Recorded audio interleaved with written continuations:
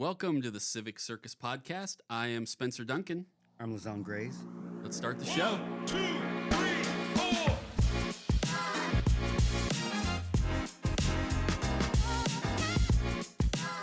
All right. Well, welcome, Lazone. I'm glad you're here. I really do appreciate it. Part of why I started this thing was to just talk to people who are out in the community making things happen and give them a chance to not just ask me questions, but talk to people about what you're doing and what you're working on. So that's why I'm glad you said yes. I appreciate the opportunity. Yeah, I know these are always kind of weird, especially in this day and age, but you know, gotta join it at some point, right? So we start this show every time with a couple of topics that people are talking about this week, or they're asking us about, or that came up at the city council. And so the first one we're going to hit this week is on housing. This past week we approved the Fremont Hill project, which is up in the High Crest area. They want to build a lot of homes, so we've approved that. But over the last couple months, we've approved about 6 or 7 quote-unquote affordable housing projects. Now, this project is not getting a tax credit, but most of the others have asked for tax credits. And that's where I don't think it's controversial, but the controversy comes in because usually that means they're not paying property tax.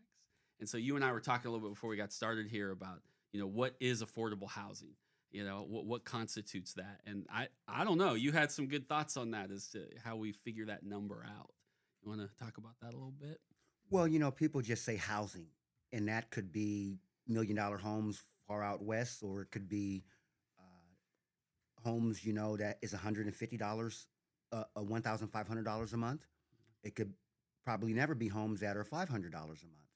So what really is affordable when you have some people who are no and low income? How do you move the low income into middle income? It seems like affordable housing is to try to help the middle income class and not the wealthy. And it's definitely not for the no and the low income. So I just could not wrap my mind around what affordable is meaning to the people out there who are talking about it. Yeah. And, you know, we talked about sort of that national magic number averages. They always say if it's 30% or less of your income, then that's quote unquote affordable. But you actually got me thinking and asking that question sincerely. As we look at these projects, we have some of that conversation as a council. We do ask, what's the rent rate going to be? What does the market look like? But I can honestly tell you, at least in a very long time, we haven't had that conversation about, okay, we need this housing and it's quote unquote affordable, but who can really live there? You know, is it going to be left empty, or are people going to be stretched thin to even live in this affordable housing? And I think that's probably a question we need to start asking. Well, one of the housing projects, the complex downtown. Mm-hmm. The one they're going to build at the water tower place? Yes. Yeah. Now, I'm not sure the poverty index in that zip code or in that particular neighborhood. I've never seen it as one of the richer neighborhoods in the community. And so if rent starts at $1,500 a month, which I'd be surprised if it was that low, is that really affordable? Even though it may be surrounded by people who are still particularly low income? No, I wouldn't consider $1,500 affordable, not even close. I think if it's not $1,000 or less, and even that's high, but as a benchmark, I don't think most people, if you base on what the average wage is, if you take that $12 an hour or 40 hours a week, no, there's no way you can make $1,500. If you're one person. I'm not a good mathematician. No, well, I'm not either. Right? A car note, 2 kids, even in 2 households. Those are just some of those unknowns that I never hear those about the conversation. I just hear affordable housing. There are groups talking about affordable housing, large groups, you know, of people who are very passionate about the issue, who are wealthy, who can afford better than low housing.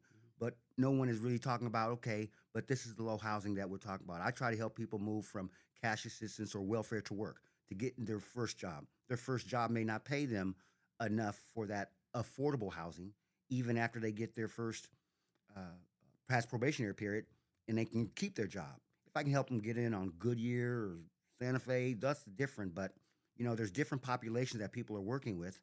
And I just think that sometimes people are lumped together in middle income or low income, not realizing how hard sometimes the job is to move no income into low income into middle income. And I think that middle income, they struggle, but they won't be struggling as hard as the next set in population. Yeah. Also in housing, I mean, I think that, you know, housing is needed. Great to see the conversation going on about housing, which is why I always talk about, you know, trade skills. Because if you're going to be doing all these housing, Who's going to build them? Who's going to maintain them? And why not have people in our community be a part of that so they can take ownership? Yeah, and trust me, when we get to you, we're going to talk about you a little bit. We are going to talk about workforce development because it is high on the list. Trust, I promise. Well, that is a good perspective on the housing, and this is why I bring people in, because I'm sincere when I say that's piece of the conversation we should be having when we look at these projects. I'm not in some of these issues like housing and homelessness per se, and the groups that are advocating, but I watch from the perimeter. I just don't want to be another face and voice at the table. And they seem like they have a lot of people, on this issue, and they're making some gains downtown.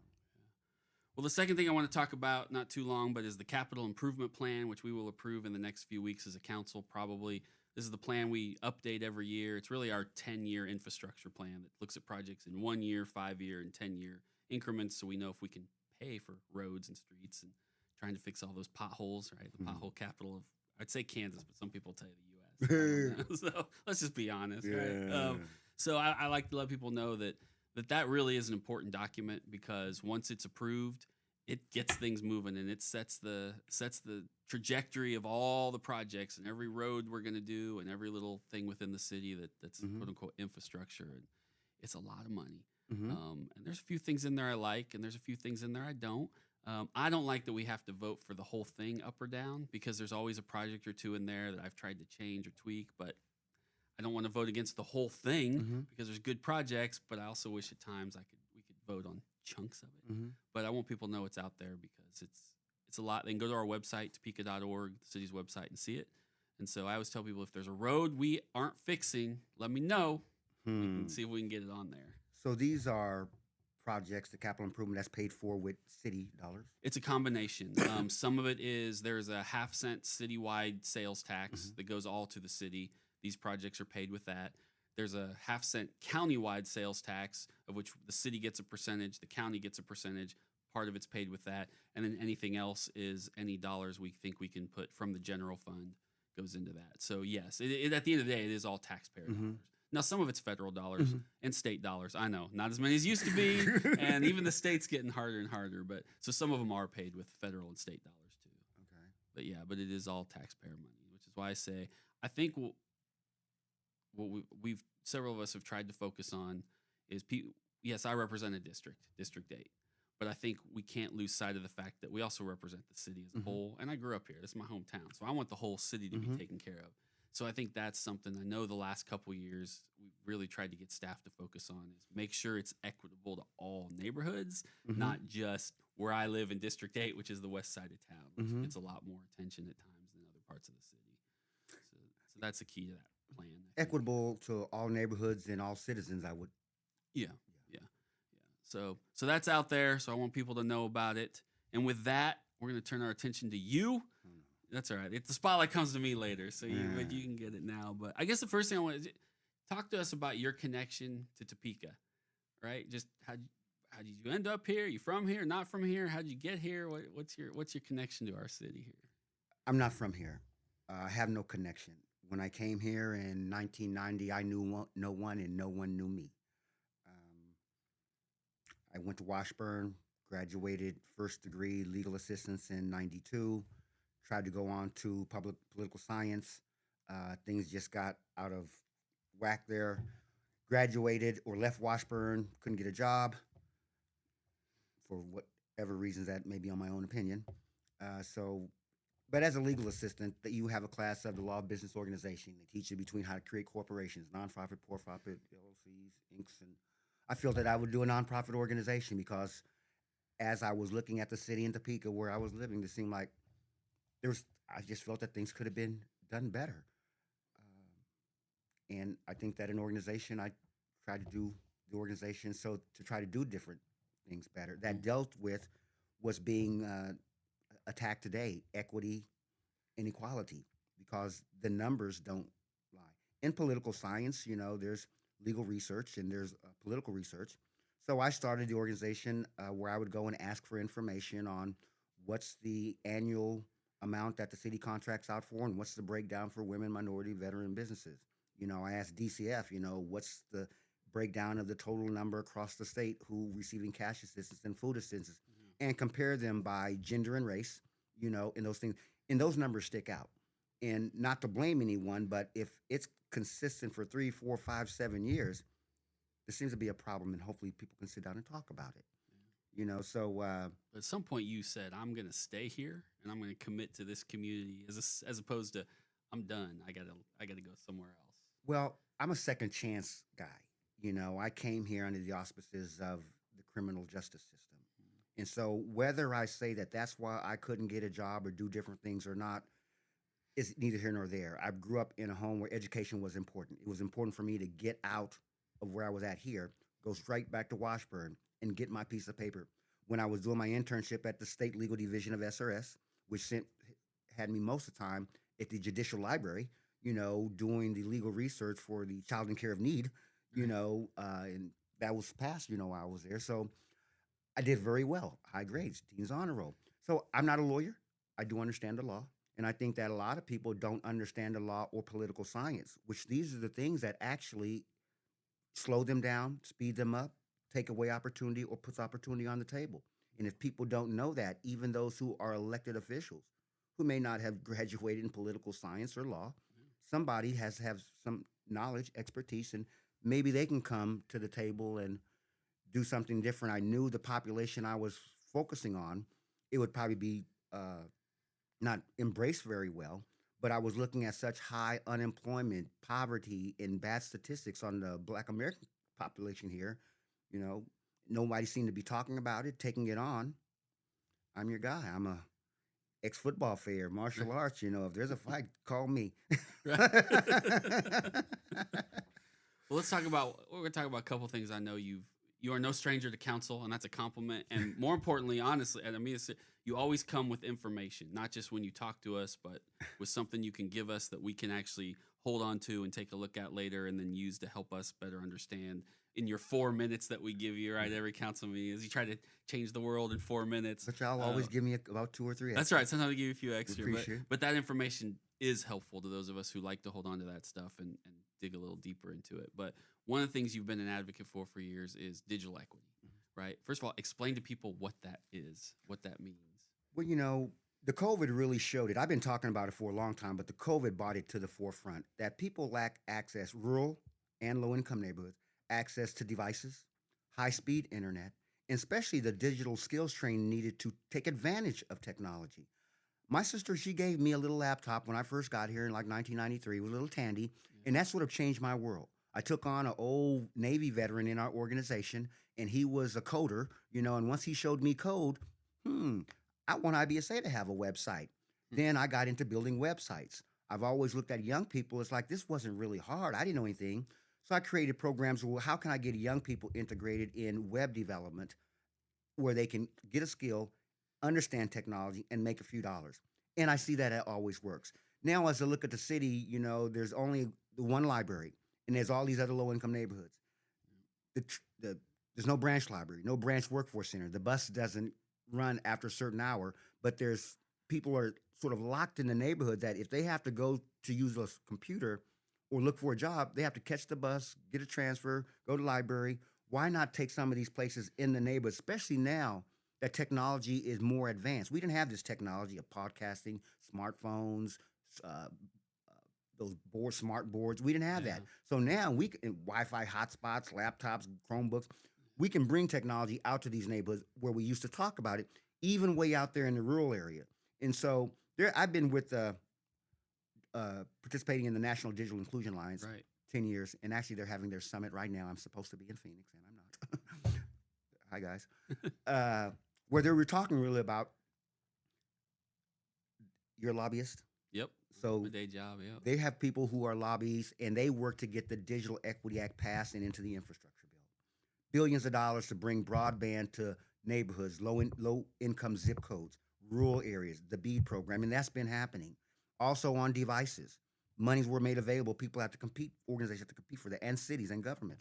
The same as creating Wi-Fi locations outdoors because kids were out there in the parking lot going online with We don't have any of those, do we? I mean, not really. Not organized. Not organized. So here was a lot of money, and I've been on this long enough to where I was selected to be on the state broadband office board that put together the digital strategic plan, which is required for the state to get its allocations of funds. I know what they're looking for, and I always kept everybody informed on the dates, on here's the grants and here's the deadlines, and trying to work with any coalition loosely, so that we could be prepared with the plan. So when the monies came, well, we would be ready. Well, the monies came, and we wasn't as ready as I think that we should have been. Yeah. Things could have been done. Now, well, all of the Digital Equity Act funds have been ruled unconstitutional, and they're gone. But I know there are communities who have used, and this is probably where the easiest place to me to start is infrastructure that already exists, right? We have rec centers all across the city. And it seems to me the simplest place to start would be there, right? Work with whatever those companies are, whether it's the Coxes or AT&Ts of the world, to provide those community places that people could at least have access, and maybe could build out from there. Because I've tried to look at it, and as I've talked to you before and listened to you, I'm like, okay, what's the quickest way to develop something all across the city that creates that? And that's the hub or the portal I've looked at and said, maybe there's a way to start with our rec centers. Access really isn't so much of a problem. It may have been back then because a lot of people did not have internet. Then there was the EBB, Emergency Broadband Benefit, which is ACP, which was the free and affordable access that came through COVID dollars and things. Yeah. And there has been a lot of rolling out of fiber to the neighborhoods. Access wasn't as big as a problem as well as access to the devices and the skills to use the device. Now it's getting their hands on those devices. Yes. So the things that we can do today, sitting at home, making YouTube channels and TikToks and making six figures, you can do that with internet at home. Yeah, whereas we didn't have that type of technology when we first started talking about it. The same way as the library level 2 tech center. Have you been there? Yep. That's the type of environment that we're trying to put out in the Gil Carter Initiative building. We need to get that in some of these other buildings, maybe out at Avondale East and somewhere in Lundgren and somewhere in North Topeka, so that type of access, if you put sort of a mix of the library and a workforce center in some of these buildings, old schools or other places, then people can come up to those places and they will self-empower themselves. So if I'm a city, which I am, on the city council, I mean, what do we do? Where should we be putting our resources? If you could come to us tomorrow, well, you have, but and say to us, if you could put some resources in these one or two spots to really create that, what you're talking about, what is that? What is it that the city of Topeka can do to help that cause? Well, the city of Topeka, the city or the strong city. entities. As a councilman, if I could go tomorrow and say, this is the thing, either the ordinance I want to pass or I want to move money over to this program, whether that's internal or external. Because I do believe we don't need to recreate things if folks like you are out there doing it.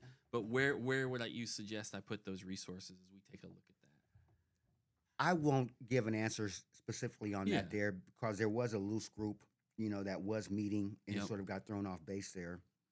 But I think that having to be able to sit down with people about this, not just from what I'm saying, what other people would be saying, to get back on track. We need to get back on track with a coalition that is focused on this particular issue, just like they're focused on the housing, affordable housing, excuse me, and homelessness and poverty. Those have 30, 40 people plus. I only have me and maybe myself in the reflection in the mirror, to hold a conversation with. But I've provided, I think that there was three core things that should have always been done. One, the Topeka, Shawnee County should have created a strategic digital equity plan of its own. Two, that they should have a formal coalition that actually meet and speak with this stuff here. About that. Because I got information to share, but who do I share it with? And three, that the city could have been supportive of creating a digital equity or digital inclusion fund. Because when all of those things have happened in other places, one was set up in KCMO. Google Fiber is one of the biggest long-term donors to it. The tech companies do have monies to donate to do things that they don't do. Because it benefits them, which is great. What do we care? As long as it benefits the community, it can benefit them. So sometimes when other opportunities come up to where as a match or something is needed, that monies would have been there. And that's where what happened here with the digital equity funds, that at minimum, you could only ask at minimum for $5 million and maximum for $12 million, but you had to have a 10% match. I don't have no $500,000 for our organization, but I can identify agencies that do who talk about and this is for the county. We could have bought those type of level 2 tech environments Yeah. to come see, you know. Right. Because the whole county needs it. Yes. And it benefits, anything in the county benefits. the city. And so that's why I bought 2 of the respected Topeka County entities together to see if they could take it on because they had the money to do so. But uh, the library did listen, which is why they did get close to $80,000. That is creating them taking their programs out to like 9 locations or something in nature. They're the computer classes and Yeah. things. So that was I'm trying to do things here that can sort of be a model on what could be done. I go to different cities with neighborhoods just like Highland Acres, you know, no library, no workforce center, no tech center, abandoned building big enough to do something. So that's why I spent my time through the ARPA process of getting funds to help do that building to make it a model of what could be done if we would have asked for a lot of these digital equity monies. Yeah. Yeah. And if No, you haven't that- been out there, I want to invite you to come out there and Yeah, that'd there's be some other great. things that's going on. So that kind of leads into the next thing, which is workforce development, which you are a big proponent of, and you're in the trenches on that, just like the digital stuff. But you are out there. So let's talk. I mean, I don't even know where to start some days with workforce development. That may be part of the problem, right? Where do we start this conversation as how what we can do, we collective, not the city necessarily. We'll talk about that, but as a collective to improve workforce development in this community, because as you know, it is a key to a lot of things. It's not just a key to giving people skills they need that will benefit and improve their life. It's something that businesses in our community tell us is lacking because it helps them grow their businesses, whether they're big or small. And so it has a lot of impact in a lot of different areas. But I've told people this, and you know this as well as anybody. I won't say the city of Topeka does nothing for workforce development. That's a little unfair because we do some like the Way to Work program. It's a very small, but as a Well, whole, I was a part of getting that started. right, and that's a great program. But as a whole, we really don't invest in workforce development. And you have been rightfully so preaching that to us for years, and we just still have not pushed that boulder up that hill. And I think that's a fault of ours. I do. I don't know what the answer is, or else I would have proposed it by now. But I do think we've got to do something because it's not getting better on its own. Well, when I come and speak to it at the city council, you know, I was hoping, you know, like the ARPA, you know, that somebody's going to listen and they're going to throw it off into the committee. So somebody like me and others could come and educate you all and come together with a plan or ideas as a group. And so I do work around with, you know, I know the people in apprenticeship and in the industry, and I hear the needs and different things, and I try to find a way to express it in 4 minutes, maybe a couple Right. extra Maybe minutes. 6. You know, it's all good. We need to hear it. It's Yeah. all right. Well, I think you do, because this is sort of my area. To whereas one, if a person disputes what they say, they can go and find out if I'm telling the truth or not. Nevertheless, I think that like housing, it is a term to where affordable housing is a term that can mean anything for anyone. There's not much that I can help a person who is wealthy, you know, on getting a job. I'm trying to use my time to help those underserved, underprivileged, or no and low income, because I can do that. I'm too old now at 60, almost 64, you know, to be out here doing welding and plumbing Right. and piping and stuff. And it's not always just about the young people. You know, we need to get Yeah. youth off into these. Our organization has worked with SRS, was DCF, on helping individuals get their resumes, cover letters, get a job, locate on-the-job training, any type of skills training to help them get under there, because there's funds available to pay for them to get the type of training. Yeah. The quicker we can get some people from no income to low income, or low income into a higher income, then we can work on those that may fall into some of those other areas, such as homelessness because of alcohol, drug abuse, mental health. So there's some type of a triage that those people are willing, able, and ready to go to work right now who are low income, second chance. You know, let's get them into something. Because if you want to help a child, help their parent.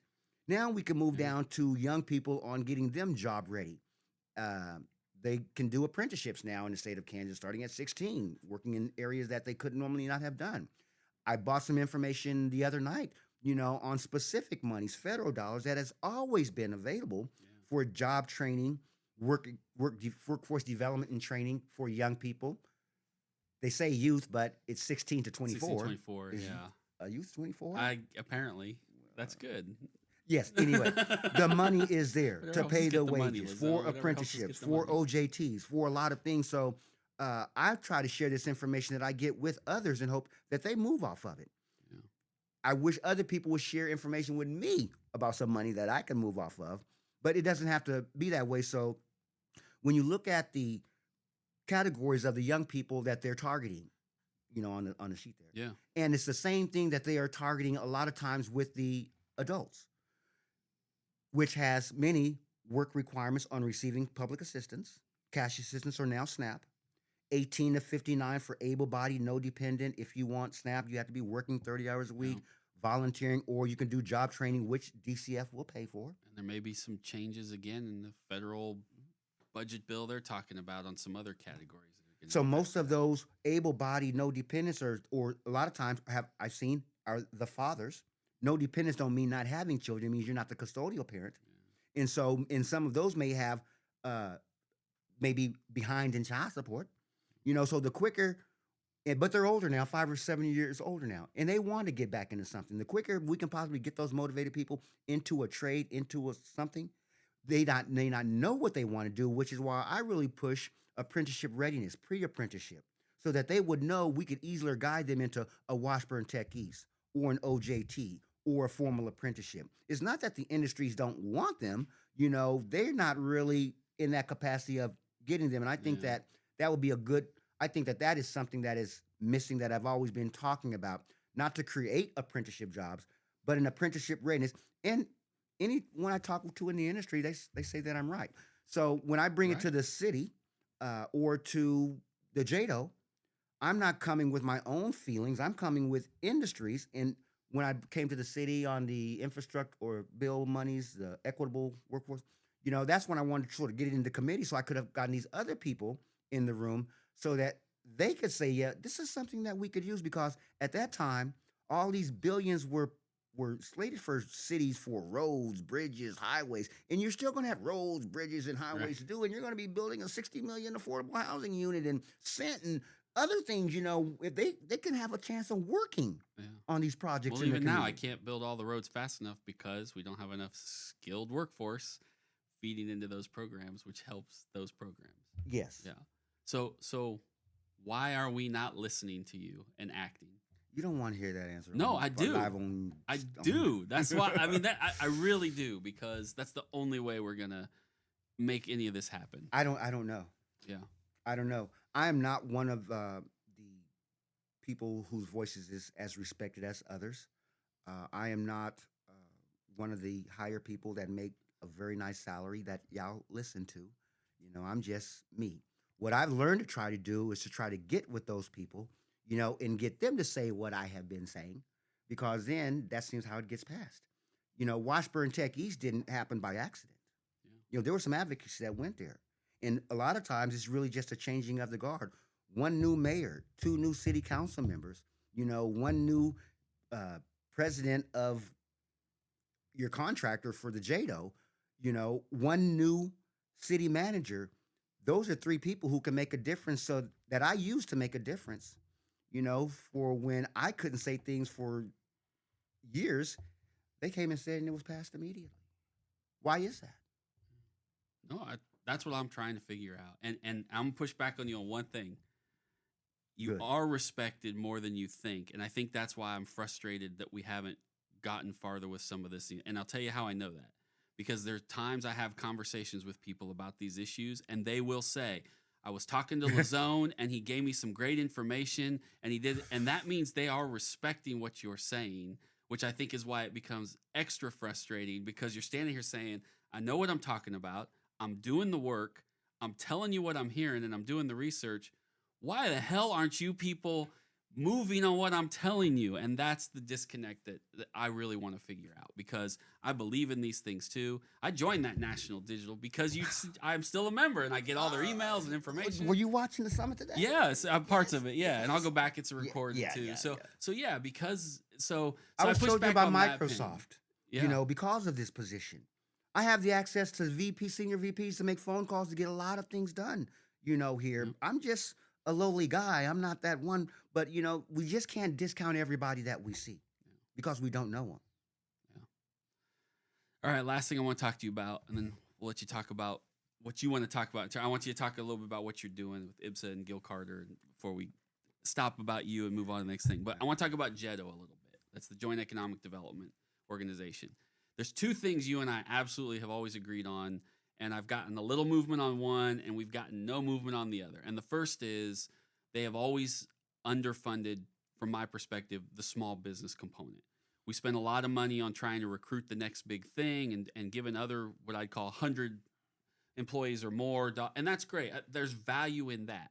But there's also, to me, has always been more value in focusing on the little guy or gal who's got 2 employees or 5 and wants to expand and grow. And so I have, through the years, I got them to expand from $300,000 to $500,000, which, I'll take it for a specific small business investment from that $5 million. Mm-hmm. It's not enough from my perspective, but my small movement and win has been they added $200,000. Great, okay, but I know that's always been a big proponent. But the second piece of that is you and I have read. I don't know if it's a charter of JEDO or the contract. We think, and you do a better job of talking about this than me, but that the way they're defining the distressed business piece of it and who should be getting some of that money, we believe they are defining it way too broadly, whereas it should be defined much more narrow. So I don't know if you want to talk about that a little bit. I'm going to continue fighting that fight, but you do a good job, much better job of me kind of explaining what that is. Well, I really can't on that particular piece because that came about when Jim Colson was a city manager and was trying to get him to get some things added to the definition so that if it came up to the future, the funding would be there. Yeah. I was focused on youth employment. It's there now. Yeah. They created funds there. Yeah. Then city manager Jim Colson, he wanted the urban blight portion of it. And that really wasn't my ballywax at all. But because it was him and the leader of Go Topeka at that time who pushed it, it was passed unanimously without anyone asking these questions. And so that wasn't something that's good history. I would have. I wasn't there then. I wasn't asking for that. Right. Because I saw too many quagmires going off into there. I was trying to get more on, you say small business, and I've come several times. What is the definition of small business? By the SBA definition, you could have 1,000 employees and doing $30 million. It's way too big. I know, it's way too big. But they also have categories of micro businesses of like 10 or less, which could be solopreneurs. That's really where the small businesses was trying to get that 10% for. Because if you just go for a woman-owned business or a minority-owned business, then you would be saying that Oprah Winfrey, who's a woman and a billionaire, would be fitting that bill of what you're trying to do on increasing the number of women-owned businesses. Now, when you read the definition of the JEDO, it wasn't just like minority or women businesses. It was and economically disadvantaged, not or, but and. And that was the word I was looking to try to target that to those lower income enterprising entrepreneurs, who are normally going to be solopreneurs or micro businesses. But it was also, the economic development was about the job creators. I was trying to focus more on those who wanted to start a little lawn mowing company and eventually get a couple contracts with city government. Now they're hiring 5 or 6 people, not people who were just going to start a business. And it's the type of business, it would just be them and them for the rest of their lives. Yeah. How to do some job creators, So I think that there's some... but I think it's a shift that needs to happen a little bit because I do think we've got to support those folks because they make up the majority of the businesses in this community. The small businesses. Yeah, it's and those micro businesses make up the majority of the small businesses in this community. It's not the 100 and more. It's the 5 to 10 to 15 at most. Who these companies could be contracting with some of these smaller businesses. They're vendors for them. They're buying things. Why, from them, if we're giving $1 million to some of these companies during the JEDO, where's any type of conversation on saying, here's a list of small businesses that can do the work. We're going to back them with some Go Topeka funds, but we want to see you subcontract, do some work with these businesses so that sort of bring them in. We've given you $1.2 million, and you're outside the bus line where people can't get to the job. Yeah. So these is a tough conversation that people should be having. but they're not. Um, Well, why don't you want to talk about what you are with Gil Carter at IBSA or whatever you want to promote yourself a little. That's what part of this is. Man. Let well, people know I'm what you just do. helping the Gil Carter Initiative. Miss Forbes has been a wonderful person. Her vision of what she's doing with that building, it's not about Miss Forbes or Gil Carter. For me, it's been about that building. Yeah. It sat vacant forever for a long time. Yep. 3 people You want to brought tell me people in where to look that's at at? it. It's 2620 Southeast 23rd, Yeah, I didn't know. the behind address. I Highland knew- Park High. Yep. There you go. Down I want by- people to give a reference. Yes. So they know where we're talking. Yeah. It used to be an old juvenile detention facility, 2 large buildings, cafeterias, large, and then they had their bays. And so each time I went out there and looked at the building with someone who was interested, I always saw the same vision. Let's get these doors open. Before technology was there, new floors, doors, it was deteriorating, and turn that unproductive building into a very productive space because that's a low income neighborhood. There's a high school down the street. We can get that facility fixed up for evening, after school, and weekend programs. People who live in the neighborhood, they should not have to catch the bus and leave to go to a workshop or job club workshop mandated by DCF on this other side of town. We can do those type of things right there in the building. So I'm really just trying to help raise the funds and bring some organizations to the table, sort of like a nonprofit incubator, to whereas it's not just what we do, IBSA, or what Miss Forbes does. She's a chef and a nurse, and she's into their culinary class and her cooking and health. I'm into tech and geek, type of stuff. Yeah. But building 1 is pretty well done. We've had a lot of good support. Thank you for your support and the city support on the ARPA funds, because that kickstarted a lot of big things for both of our organizations. Now I'm focused very well to the point to whereas I'm looking at building 2. Oh, wow. And once we get that open, that's where I see can be a space to where I can get that apprenticeship readiness stuff kicked in, because there's an active neighborhood right there to whereas, especially now that I've seen some things where they're setting up some programs for juniors and seniors in high school in these low income neighborhoods with the goggles on and the drills, and somebody's in there showing them how to do this, Yeah. getting them oriented to it. And with us working now with the new Kansas Workforce One, we can now help track young people and their fathers or mothers in that neighborhood into these paid job training opportunities, because I don't think a lot of people, elected officials and others, know how much money is actually available to pay for training. No, I don't think we do, or else we'd be snagging it I see. Well, and making sure you. but I helping think you that get it. sometimes the city is trying to do things that actually there's a bigger budget and funds over here to this state agency to do it. We just need to track the people into where the resources are at.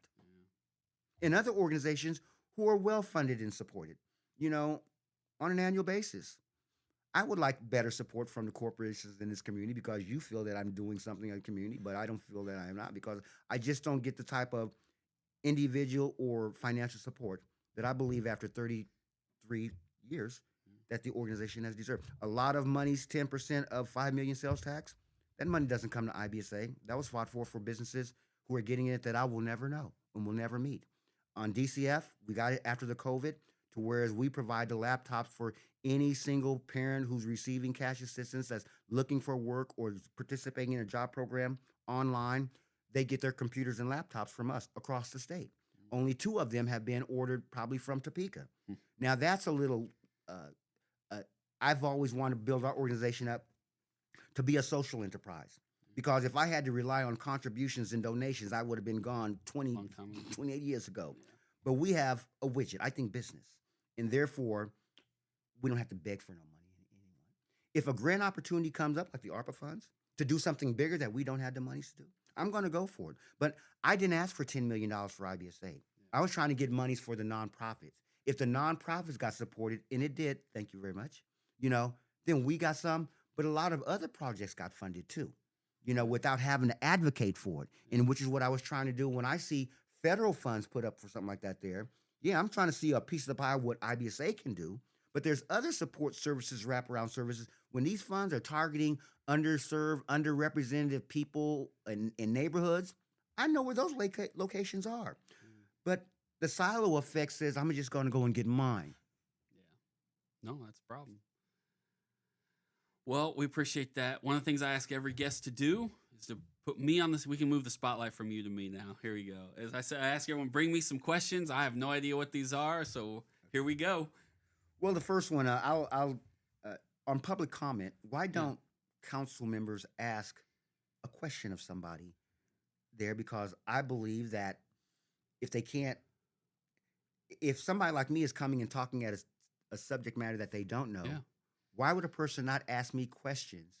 Because the only way to make an informed decision is to have all the answers. So I am more than happy, and we talked about this a few years ago, not us, but the council, to change those rules. But here's the council rules.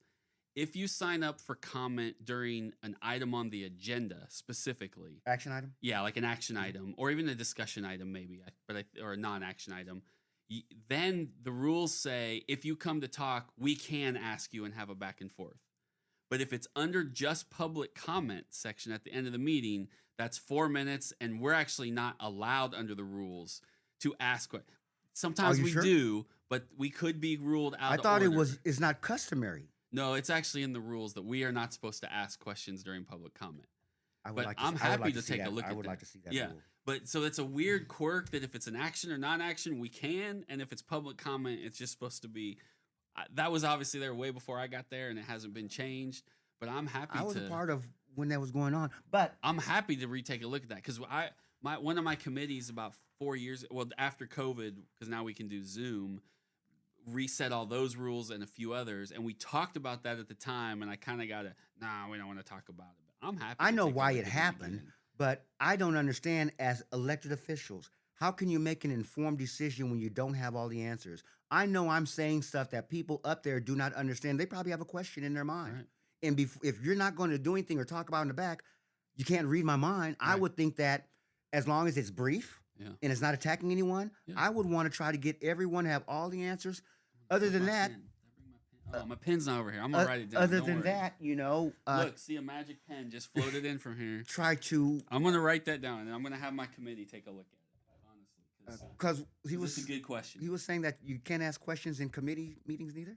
No, so that's up to the committee chair. I have always, when I've been a chair of committees, I've been chair of policy and finance for I think 4 of the 6 years I've been on the council, transient guest tax a couple years. I have always allowed public comment and questions. That's other chairs don't. I don't tell other council people how to run stuff. That's not my job. But I've always allowed. So if it's my committee, I've always allowed it. But that is left up to the discretion of the chair. So. Well, I've known there are people in the past after the change that have asked me questions, and I thought that was good. But I know that the first thing one of the mayors will say, it's not customary that we ask questions, but customaries is not against code. No, it's not a law or an ordinance. It's just a council rule. That's why it's easy to change. We don't have to get 6 votes. Well, we might, but either way, Really? it's an easier. I would like. Yeah, no, I'll go would dig like it up a deep- because a I've deep always dive had, off into I've that, always yeah. wondered about that too, and I know a couple other council members because sometimes people do it when we're like, wait, and every once in a great while you'll get somebody. Usually, if it's something really like, hey, my house fell down, what happened? Sometimes you'll get one council, mayor, can I really? They'll ask a follow up, and then they'll say to the city manager, could you follow up on that? That sounds horrible, but that's very rare. Yes, But you're right. It would be helpful at times to be like, wait, what are you talking about? for people to know. Yeah. 'Cause I'm sure people who watch which is more people than people realize. People watching have the same, why didn't they ask a question of that? I'm going to rescind, the part where I speak and parts of the city council meeting. When you click it, it's going to go right to that point where I want you now. I hope you scroll back and everything. But the other question, I got some questions. No, that's But what we're here no. for, man. On that sort of same vein, if a person has an idea or recommendation to move forward, like I was doing with the equitable workforce development, what suggestions could you give for someone to bring if they only have 4 or maybe 6 minutes? Is it a handout? Is it stats? To at least so that it would give some type of motivation that somebody there would want to move it forward. Yeah, so I think it's a couple fold. I think, yes, anytime people can provide the whole council what you're talking about, something simple, this is what we should do. If I was you, this is what I would be doing.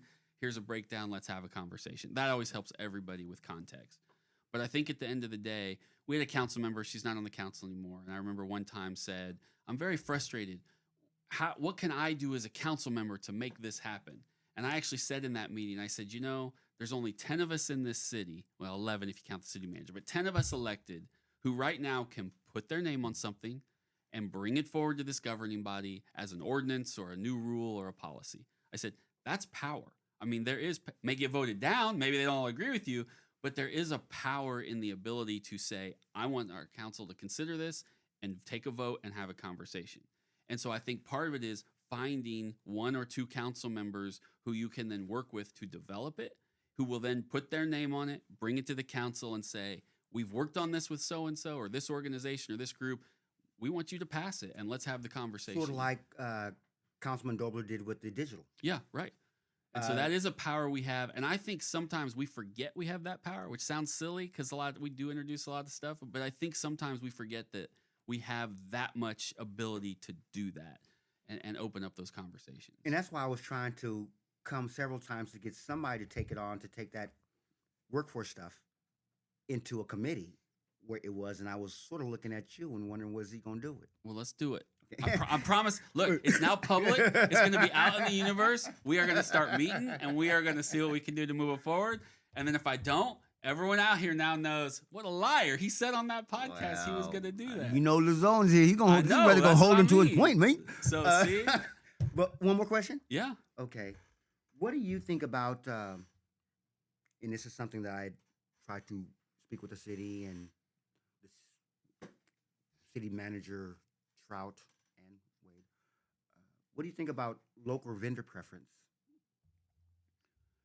Oh, you mean giving preference to local vendors? On I actually public funded. I have no projects? issue with that. And I actually don't think it's at one point I got a response from somebody who's not with the city anymore. I think it was legal, but who said, "Oh, we can't because of the state laws regarding RFP." That was not accurate. And I went and did that over and said, and I came back and said, that is not true. We can actually make sort of any rules we want within the certain constraints. I mean, there's certain laws we have to follow. And so I've never had an issue with that. So with the change, and I don't mention And that I think because- most citizens would prefer we have that. And if you really can't find a local vendor or it's something out of their scope, everyone's going to understand that. Well, if it's the lowest qualified and responsive bidder who Mhm. wins the bid, Mhm. and a company here can do the work Yep. for $100, and Lawrence can do it for $99. By law, you have to give it to the lowest. So I'm not even 100% sure that is true. It's not my understanding, and again, this is where I got to go talk to some people, but my understanding has always been cost is a big piece of it, but it's not the only qualifier. You can look at other qualifiers because, and obviously someone says, well, you are doing it cheaper, but we asked for a material that's different than what you're put into your bid, which is why you're a little cheap. We can take the other one because the price isn't too far off. It's within a certain percentage, and it's the material we want instead, right? So there are other qualifiers allowed by state law and even federal law and some federal bids that I think allow you to say, I don't have to take the 99. I can take the 100 because of these qualifiers. But let's say it's a larger project, $1 million project, and it's $1 million project, but the guy there did it for $999,000. Right, yeah, right. You know, technically, it was the lowest qualified responsive bid because he got it in by 5 o'clock on a Yeah, Friday. yeah. But what if I'm local and I'm going to subcontract with 3 local businesses? I'm going to hire 5 local low-income people in an OJT. Shouldn't I be able to get some points there that sort of, my people are going to get their paycheck and spend it here, whereas the outside companies are going to get it? I mean, that sounds logical to me, Right. but it seems it was sounding foreign when I was trying to move it forward to the city before. But if it's something that I have never asked you about this, but if you No. think it is righteous, then I don't think that I was No, off because I think base. we have a lot of jobs where we run into that. I think we could hire. I also think we could talk to some of these companies who come in who are using subcontractors. And even if maybe, again, we don't have a local who can do the global piece Mhm. of it, I don't think it's unreasonable to also say, okay, but one of our requirements is you got to use some local contractors who are Well, doing that work, We subcontractors. desire because we're giving Right. you some tax benefits, Right, like this group on the $60 million affordable housing. right. So I- it can bring them to the table and say, hey, can we work something out for our local? And to your point, another thing we never asked was who's going to do the construction. and we a do- subcontract? As we do those conversations and give those tax breaks, I'll admit right now here that is not a question we even asked. I didn't who mean to- are they local contract? No, but those are questions we But should. they're be out of asking. Indiana. right? They don't know people Right. here. Does the city own the hotel? Yes, Citizens own the hotel? not for much longer. Praise But Jesus, but yes, Nevertheless, but they're not. The hotel doesn't have to follow by city code on procurement. no, because we contract with a company who operates it for us. And this company is out of where? That's a good question, but it's not out of Kansas. They're a national company. So we have contractors here on our city dollars and Yep. getting money on our city dollars, but our local contractor, where the city procurement is trying to do a great job getting us our business with our tax dollars, but we let a third party that doesn't own it dictate what mama and daddy do in the house. Sort of. We still tell them what to do, but yes, Well, they can are. you tell them they're the to ones make that sure control that it. how can we have goals on that? I think the people may see some people that we keep awarding them monies, but they don't have to deal with no. I think that there was transitional jobs for the Impact Avenues program in housekeeping and in the culinary and in the kitchens and different things to give them a job for 3 months, you know, to help Yeah. them moving on. But they're in charge of the hiring. That's totally fair, and I've never looked at it that way, not once. That's why you're here. And Well, sincerely, I don't want to put you on the hot spot. man, that's what I put. I let I myself like- be I put like on it, the man. hot spot. That's what this is Yeah, about. I I don't appreciate think enough of us elected folks let ourselves be put on the hot spot Technology is to going to be a have these game changer. conversations. So Plus, you have a good sound engineer. yeah, that's right. Hopefully, or he's been muting it. He's like, oh, he didn't ask about that. No, we lost the feed. Well, I don't want to. No, those are the questions. No, those are great questions. They're fair, they're legit, and they're real things. That this is why I think in this day and age, too many people live in their own bubbles because it's easy to surround yourself with the same voice. Hey, I'm doing a good job because I've surrounded myself with people telling me I'm doing it all right, and that's why you got to have other conversations that people say, even if you still think you're doing it right. Think about this at least the next time you have those conversations. That's hard to do. It is hard to do. Some days it hurts, but it's Well, beneficial in the long run. That's people like me because when I say things and advocate, I know that I'm making people mad. I'm not surprised that I don't get contributions from these corporations or from these philanthropists or anything because the things that I say is probably things that they don't want to hear or they have not heard but they need to hear. It doesn't matter what you strip out of the DEI or any federal or any state policy. The numbers don't lie for itself. If I have to do what I can do, whatever way I can do it, through our sales tax dollars, when I buy this bottle of water, I pay the same sales tax when the rich guy buys it. But the rich guy has somebody who can go down there and lobby, you know, and get them monies, tax abatements, and different things. Somebody got to be there for the poor guy who bought that same bottle of water to make sure that they can work on that contract job, all of those buildings over there. And it's not just them.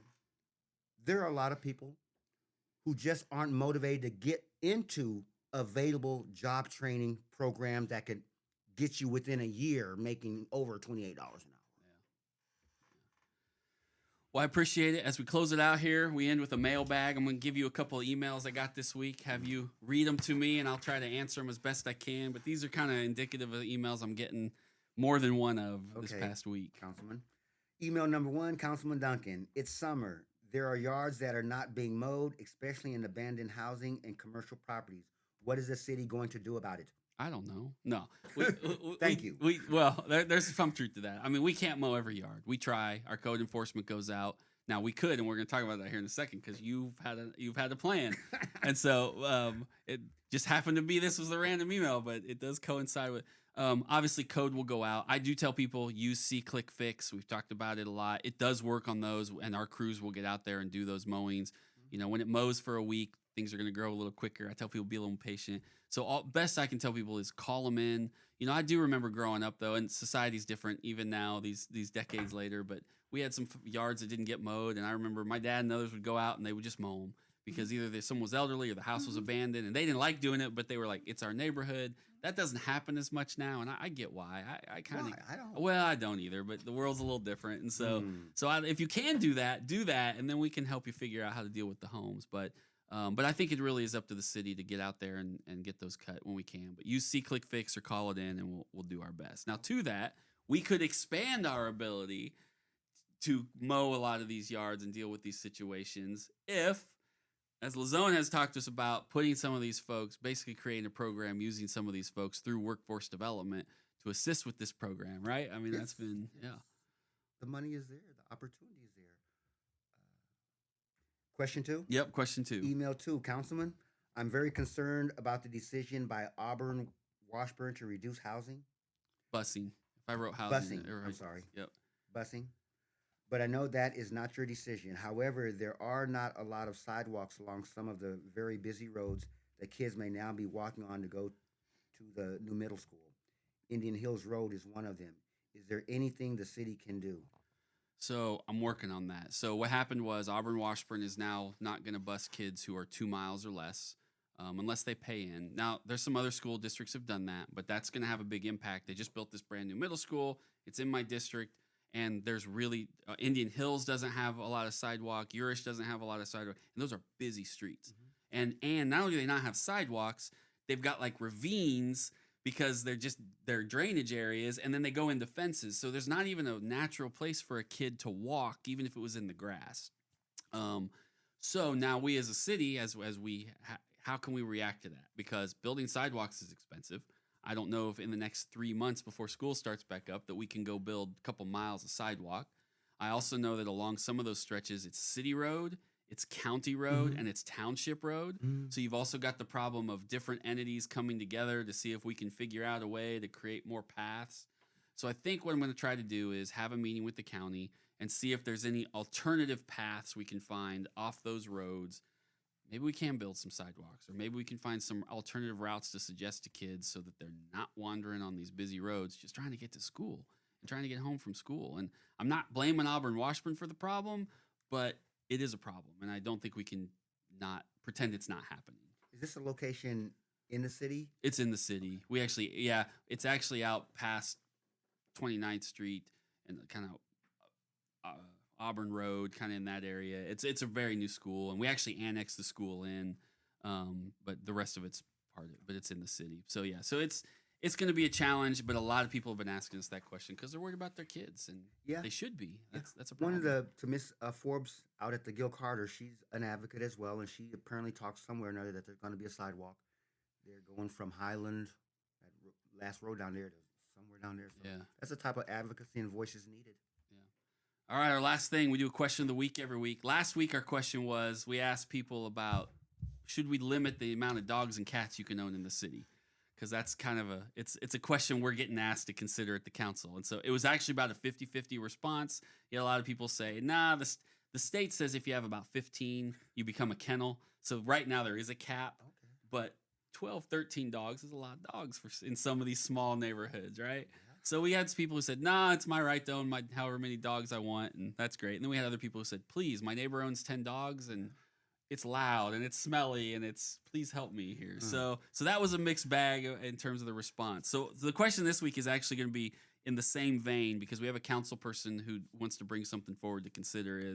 I don't know, in the area you live, do you hear roosters ever? You don't hear them? No. Where I used to live off of 25th Street, there used to be someone who had a rooster, but it wasn't that loud, so it didn't bother us. Lots of people have chickens in this city. I see. Some know. I know. There's some you go out and they're in the front yard, and you're like, I guess they're not going to get hit by a car. Don't run in the street, chickens. That's why I always carry a loaf of bread with me. You just never know. But everybody ends up with a rooster at some point, which annoys some neighbors, right? Because they're out there just. So I grew up on a farm, so I know. Yeah. See, so the question we're going to ask this week is similar: should the city ban roosters? Right? I don't know the answer to that, but that's what we'll put up both on our Instagram feed and on the Facebook page for people to go and answer as they watch this show, and hopefully they'll give us some response that I can use to help guide that decision when that issue comes before the council, because I think it may sooner rather than later. I'm not going to be coming to speak on public comment on that. No rooster conversations.